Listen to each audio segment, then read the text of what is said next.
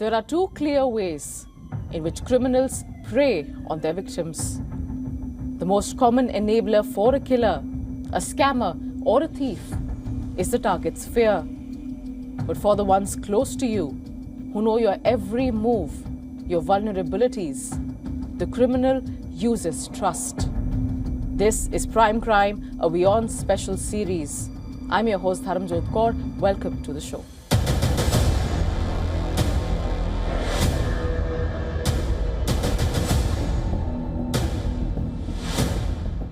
In this economy, in such highly competitive environment, a lucrative job offer can be the best news for a young person. 22-year-old Park Min-ho is no exception to this. For the young South Korean with dreams and aspirations, a well-paying opportunity from Cambodia was a dream come true. But when he reached there, the reality was something else altogether.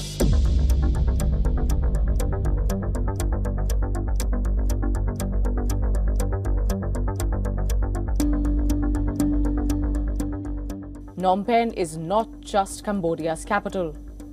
It is also the country's most populous city. But amid thousands of people, scam centers hide in plain sight. Here, scammers run a network to lure people with high-paying job offers. Once a victim falls in the trap, they travel from anywhere in the world to Cambodia's capital. This is exactly what Min-ho also did. The young man left his home in July.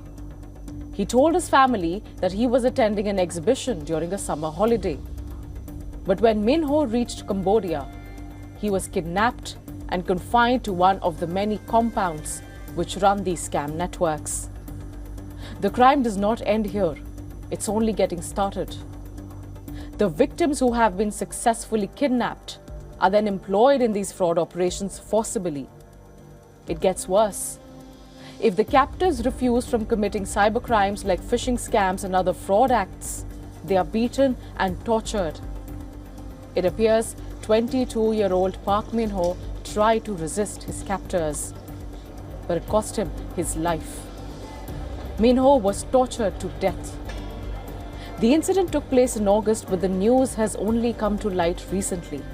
A survivor from one of Cambodia's scam compounds says he witnessed the South Korean student's torture. When the witness was rescued, he said that Min-ho had been beaten so severely, so badly, that he could not walk or even breathe. Min-ho reportedly died en route to the hospital.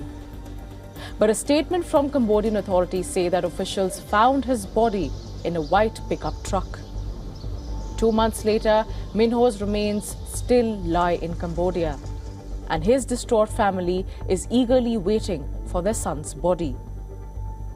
This story is not just of a few South Koreans held captive in Cambodia by a thriving fraud syndicate. Over 1,000 South Koreans are believed to be kidnapped and forcibly held in these compounds. But it's not just one country's captives. The total number of people is much higher. From across the world, reports estimate close to 200,000 people who are involved in these scam rings. And all this after they fell victim to the entire ring themselves. And these numbers are of the nexus in Cambodia alone. The death of one student and news of thousands of others in captivity has angered many South Koreans back home. As a citizen of South Korea, I felt an unbearable sense of outrage. After seeing the news for the first time, I felt deeply miserable about how our national dignity had been diminished. Data reveals a huge uptick in the number of such kidnappings of South Koreans in Cambodia. In 2023, 17 such cases were reported. That number shot up to 220 in 2024. Till August this year, there are 330 recorded instances of kidnappings, and the year is not over yet. The rise in these kidnappings has created tension between South Korea and Cambodia.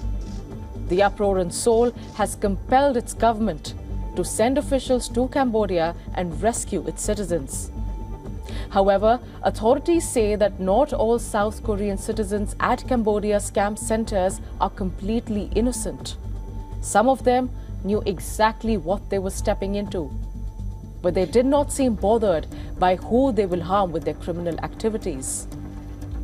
To curtail the problem now, South Korea has enforced a travel ban on several parts of Cambodia. But this scam network is not limited to one country. It transcends borders. The Syndicate has significant presence in Cambodia, Myanmar, and even Laos. The nexus is so widespread and only grows larger as it ensnares more people into its trap. These criminals prey on hopes and dreams of young people. They promise them rainbows and stars.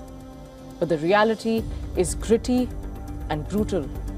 And for Minho, the reality was even deadly.